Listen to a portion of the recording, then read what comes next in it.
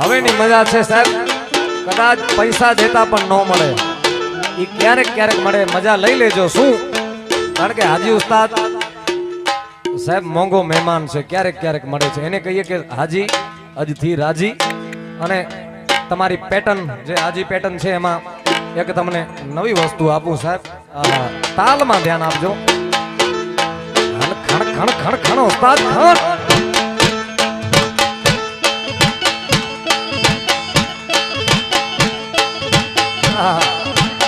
અને કેમેરા વાળા બધા મિત્રો કચકડાની ફ્રેમમાં મઢી લેજો, કારણ કે વારે ઘડી વિશાલ ગઢવી આ નથી ગાવાનું.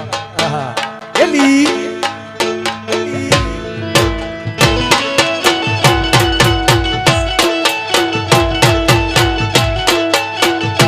વગાડો ભાઈ વગાડો.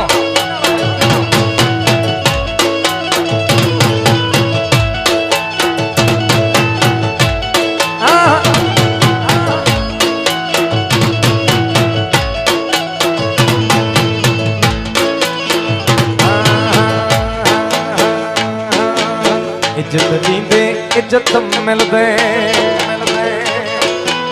इज्जत दींदे इज्जत मिलदे, इज्जत दींदे इज्जत मिलदे. उनके के खाराए तो, उनके के खाराए तो.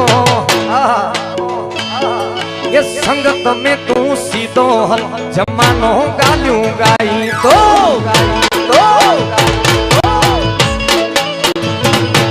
ये संगत में तू सीधो हल, जमानो गालियों गाई दो.